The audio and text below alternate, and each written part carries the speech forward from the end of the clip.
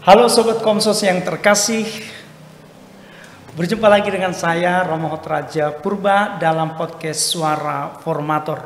Pada kesempatan ini kami akan berbincang tentang peran orang tua menanamkan iman, nilai kekatolikan dan panggilan itu di tengah keluarga. Maka di tempat ini kita sudah bersama dengan seorang Romo yang barangkali pasti akan membagikan banyak hal karena sudah berpengalaman di dalam dunia pembinaan para formator. Maka Romo silahkan diperkenalkan nama, kemudian kongregasi dan juga tempat berkaryanya. Silahkan. Nama lengkap saya Emmanuel Pofikamuan Air. Sementara saya bertugas sebagai magister novis di Sorong, Papua Barat Daya. Dari Ordo Santo Agustinus, OSA. Iya, dari Ordo Santo Agustinus. Iya, Romo Manu, senang bisa bertemu di tempat ini. Iya, panggilan menjadi seorang imam, menjadi seorang biarawan Ordo Santo Agustinus. Kira-kira apa yang mendasari panggilan menjadi seorang imam ini, Romo Manu? Hal yang membuat saya rasa tertarik menjadi seorang menanggapi panggilan ini, itu yang pertama karena situasi saat dimana pastor itu dia merayakan Ekaristi, lalu saya mengikuti dia punya gerak, pakaian yang digunakan, lalu sekolah peralatan misa. Itu yang membuat saya rasa tertarik. Lalu yang kedua lagi, situasi daerah kami di paroki sana itu, di stasi itu jauh dari paroki, sehingga satu tahun itu kami satu kali berjumpa dengan pastor atau bisa melihat jubah yang dikenakan oleh pastor atau frater. Nah, situasi itu membuat karena saya juga merasa tertarik juga. Lalu yang ketiga, pengalaman yang ketiga itu ketika kuliah atau merantau bersama teman-teman, kami membutuhkan hal-hal yang misalnya doa atau apa saja. Ketika kami menghubungi pastor atau suster membantu kami melayani, tapi mereka tidak bersedia. Lalu saya mengambil keputusan bertanya, pastor itu apa sulitnya? Maka dari situ membuat saya mengambil keputusan untuk mengambil hidup selibat dan menjadi seorang pastor atau imam. Wah, luar biasa. Ternyata berawal dari ketidakhadiran, keminimalan kehadiran imam di tengah umat ya. Iya, Romo Manu. Apakah sosok imam itu sangat menginspirasi Romo Manu sehingga menjadi seorang imam juga ya?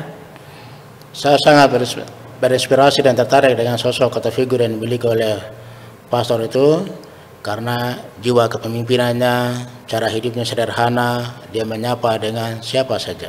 Oh ya, luar biasa. Itu membuat saya rasa tertarik. Itu sosok yang diidam-idamkan oleh Romo Manu. Selain sosok, selain lingkungan, saya yakin keluarga juga mempunyai peran yang sangat penting dalam hidup dan juga panggilan Romo Manu.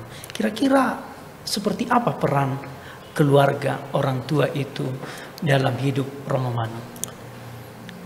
Peran orang tua dalam hidup saya, mereka orang tua yang tidak pernah sekolah, tidak tahu membaca dan menulis, tetapi mereka merasa tanggung jawab iman mereka. Jadi mereka selalu mengajarkan saya untuk bagaimana berdoa, hidup rohani yang baik, ibadat di gereja, di lingkungan, doa rosario atau jalan salib. Mereka selalu mengantar, kalau tidak sempat mereka menyuruh saya harus pergi ikut. Lalu di rumah juga, sebelum makan atau waktu mau berangkat ke sekolah, mereka mengajarkan harus berdoa. Kalau tidak doa, buat tanda salib itu sudah cukup. Pesannya bahwa kalau kita dekat dengan Tuhan, Tuhan pasti dekat dengan kita. Luar biasa. Maka saya melihat keluarga itu adalah tempat itu bertumbuhnya iman atau benih panggilan. Dan mereka itu keluarga juga adalah gereja atau seminari kecil yang bisa memupuk iman itu. Ya, luar biasa pengalaman Romo Manu.